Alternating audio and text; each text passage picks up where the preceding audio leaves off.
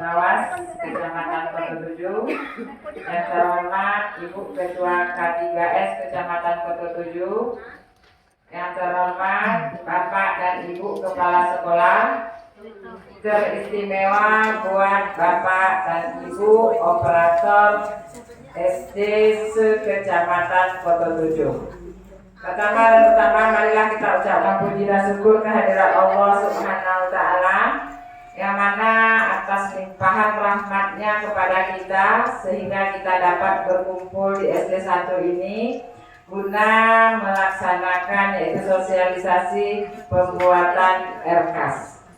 Selawat beriring salam tak lupa pula kita sampaikan kepada Allah junjungan kita, yakni Nabi besar Muhammad Sallallahu Alaihi Wasallam, yang telah membawa umatnya dari alam yang tidak berilmu pengetahuan ke alam yang serba canggih. Baiklah Bapak dan Ibu, pada hari ini kami jadwal kunjungan untuk pembuatan RKAS POS yaitu di Kecamatan Kota 7. Sebelum kita melaksanakan pembuatan RKAS ini, ada informasi yang perlu kami sampaikan. Yang pertama, untuk pembuatan RKAS ini kita lihat hasil rapor pendidikan kita. Karena di rapor pendidikan kita itu kita lihat ada permasalahan-permasalahan dengan warna yang merah. Kalau hijau dan biru berarti kita tidak perbaiki, berarti itu sudah baik. Namun dengan warna merah itu berarti masih perlu kegiatan-kegiatan yang ada di sekolah kita untuk diperbaiki. Contohnya literasi. Kemudian literasi kalau kita kurang, apa yang perlu Bapak Ibu butuhkan di sana? Kadang-kadang nanti benahinya PMM. Berarti Bapak dan Ibu harus bisa membuka PMM di sekolah. Di sana banyak aplikasi-aplikasi. Jadi ada nanti asesmennya, ada nanti video-video pembelajaran. Mungkin saja cara pembelajaran kita di sekolah belum lagi pembelajaran berdiferensi. Makanya nanti kami kepada Bapak dan Ibu Kepala Sekolah bersama operator lihat rapor pendidikan untuk menyusun RKAS. Di samping nanti ada agenda-agenda rutin kita seperti kegiatan OSN, MLSN, itu Bapak masukkan. Karena kita tahu bahwa BOS ini yaitu untuk operasional sekolah berdasarkan jumlah murid yang ada di sekolah. Jadi bukan uang kita, bukan uang Bapak dan Ibu guru, bukan uang kepala sekolah, tapi uang operasional siswa untuk di sekolah. Bisa saja Bapak dan Ibu mendapatkan di sana honor atau uang lelah atau transport itu berdasarkan kegiatan Bapak dan Ibu yang dibuat di sekolah. Contohnya, Bapak dan Ibu operator pergi berurusan ke Muaro, itu dia kan mengurus urusan sekolah, urusan anak didik, makanya bisa dibayarkan SPPD dan atau transportnya. Seperti itu juga Ibu Kepala Sekolah. Ada rapat K3S, kan kita memusyawarahkan mengenai kemajuan sekolah. Makanya bisa di sana diambilkan nanti maminya. Kemudian kalau umpamanya rapat berpindah-pindah tempat, bisa dibayarkan di sana SPPD-nya atau transportnya. Jadi bukan uang ini untuk dibagi-bagi seperti itu, enggak. Jadi kita punya kegiatan, punya program. Program-program ini butuh biaya. Makanya kita buatkan RKAS-nya supaya jalan program ini terarah, supaya penggunaan uang kita terarah. Jadi nggak seenak kita saja. Jangan sampai nanti Bapak dan Ibu, ini sudah ada beberapa sekolah yang dananya sudah keluar, sementara RKAS-nya belum selesai, kemudian uang sudah Bapak Ibu ambil. Salah tuh. Selesaikan RKAS RKAS Bapak dan Ibu dulu. Kalau ingin cepat selesaikan RKAS-nya. Lalu bisa diambil. Kenapa? Tanpa panduan kita untuk melaksanakan program, kita ambil saja uang, nanti SPG-nya susah Bapak dan Ibu. Makanya setelah keluar RKAS, setelah selesai RKAS, Bapak dan Ibu baru ambil. Untuk apa uang? Kita tahu uang yang kita terima hanya 2 tahap. Berarti semester 1 Januari sampai Juni, semester 2-nya nanti Juli sampai Desember. Jadi kita lihat di sana apa yang kita butuhkan. Jadi jangan nanti belanja modal Bapak dan Ibu kota 7 sudah apa? Oh, sosialisasi aset. Sudah. Berarti sudah tahu oleh Bapak dan Ibu belanja modal. Aset kemana kan itu? Dia akan belanja modal untuk tahun sekarang. Jangan sampai lupa. Ini kemarin itu bidang aset menyampaikan kepada kami, Bu, administrasi di sekolah kurang tertata. Kalau kami lihat ya. Jadi apapun laporan yang Bapak Ibu buat, kami mengharapkan bukan hanya sekedar tinggal di laptop, tetapi buatkan print out-nya. Meskipun itu di sekolah. Terima kasih kita ucapkan kepada edukasi yang sudah memberikan arahan kepada kita bersama supaya kita bisa melaksanakan apa yang sudah beliau sampaikan kepada kita bersama. Selanjutnya kegiatan kita itu tentang materi yang akan diberikan arahan oleh Ibu Rati mungkin ya. Silakan kepada Ibu Rati.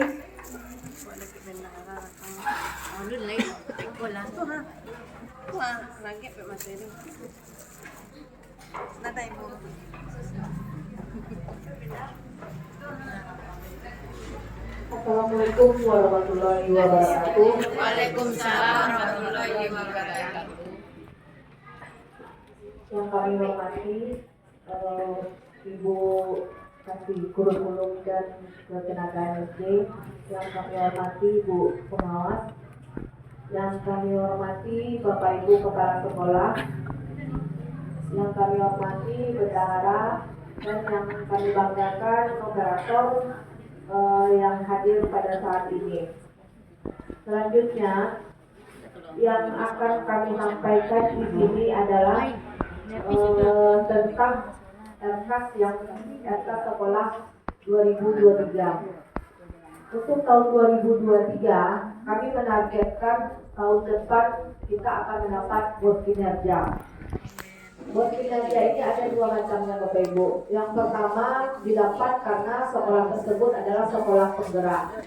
Yang kedua, sekolah tersebut memiliki prestasi nasional ataupun internasional. Contohnya siswa Bapak Ibu misalnya tingkat nasional di Olimpiade atau Olimpiade misalnya tingkat nasional atau internasional, itu salah satunya. Dan kinerja yang ketiga yaitu sekolah Bapak Ibu RKAS-nya sudah sudah sinkron dengan rapor pendidikan. Nah, target kami hari tahun ini adalah bos kinerja berkemajuan baik namanya, yaitu RKAS sekolah itu sudah berbasis data namanya. Jadi 15% saja Bapak Ibu sekolah kita rapor pendidikan yang meningkat dari tahun sebelumnya, itu kemungkinan kita dapat mendapatkan bos kinerja. Itulah makanya kami gencar-gencarnya untuk memacu atau kami mensinkronkan RKAS Bapak Ibu agar sudah mengacu ke rapor pendidikan. Seperti Bapak Ibu ketahui, itu yang kami sampaikan mungkin kemarin baru melalui WA, bagaimana contoh mensinkronkan RKAS sekolah dengan rapor pendidikan. Nah, hari ini kami nanti kalau untuk aplikasi itu nanti adalah yang akan menyampaikan. Saya hanya menyampaikan bagian-bagian umumnya saja. Yang pertama yang harus Bapak Ibu kerjakan adalah satu, harus mempunyai BKU maksudnya diarsipkan dengan baik. Jadi tolong BKU-nya seperti yang sudah saya sampaikan, BKU tolong diarsipkan dengan baik. Yang kedua, jangan lupa merekap belanja modal berikut dengan fotonya. Itu tolong dibundelkan berbeda. Bukan BKU-nya yang dibedakan ya Bapak Ibu, tetap di kwitansi belanja modal ada di BKU, tapi kopiannya buat lagi bundel tersendiri. Nah, yang ketiga adalah belanja pemeliharaan. Mungkin Bapak Ibu ada yang sudah mulai melakukan pemeliharaan sekolah, itu kalau dapat ada fotonya. Jadi sekarang apapun yang Ibu kerjakan untuk memperbaiki instalasi listrik kah, air kah, atau mengecat itu tolong ada foto dari tukang. Jadi sewaktu mengerjakan, keadaan sebelum, sewaktu dan sesudah. Mungkin kemarin Bapak Ibu lupa yang foto ini, tolong di tahun ini ada. Itu bundelkan tersendiri. Selanjutnya adalah bundel kendali SPPD. Kenapa ada kendali SPPD?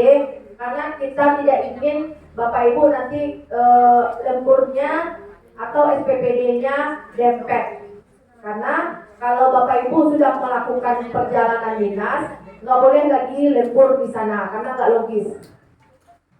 Nah, itulah gunanya kendali SPPD tadi. Yang berikutnya, belanja di atas 1 juta Bapak Ibu harus menggunakan NCM. Setelah itu ada yang namanya SPPD, pembayaran gaji, lembur dan BBM. Itu harus menggunakan NCM. Tapi kalau belanja barang di bawah 1 juta boleh tidak NCM. Kalau pengganti transport itu beda. Jadi SPPD dan pengganti transport itu beda. SPPD harus NCM, tapi pengganti transport tidak. Yang dijanjikan salur di bulan Januari, ternyata sampai bulan Maret hanya beberapa sekolah, khususnya sekolah yang sisa atau potensi silpanya yang reguler di tahun 2022 itu 0. Itu yang sudah salur di gelombang pertama. Untuk yang belum salur,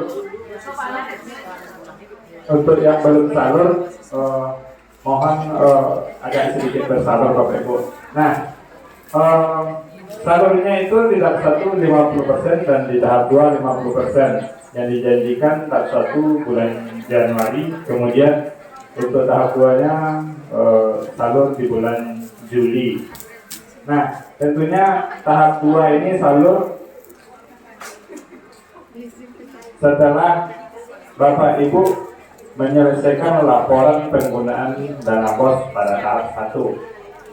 Nah, ini untuk tahap 2 besok, BKU harus sudah selesai sampai bulan Juni, di cut off tanggal 31 Juli 2023. Jika lewat tanggal 31 Juli BKU belum selesai sampai Juni, atau istilah lainnya realisasi penggunaan dana BOS tahap 1 belum dilaporkan, karena pelaporan dana BOS hanya melalui aplikasi Arkas. Jika lewat tanggal 31 Juli, dana BOS-nya dipending salurnya di tahap 2 dan dipotong 2% dari pagu 50% tahap 2-nya. Kemudian ya, jika masuk bulan Agustus karena lewat 31 Juli, masuk lagi bulan September, nambah potongannya jadi 3%. 5% jadinya. Bukan loh.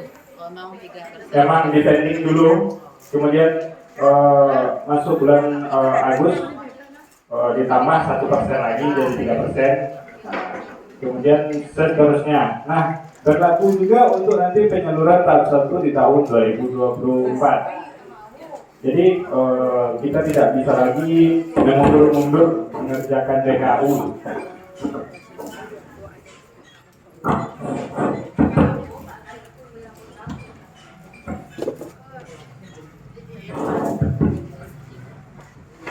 Kita tidak bisa lagi mundur-mundur mengerjakan BKU karena jika operator lalai atau benar lalai mengerjakan BKU aplikasi sekolah kalau minta ganti 2%-nya besok gimana? Bisa operator gantinya gitu karena kelalaian membuat potongan 2%.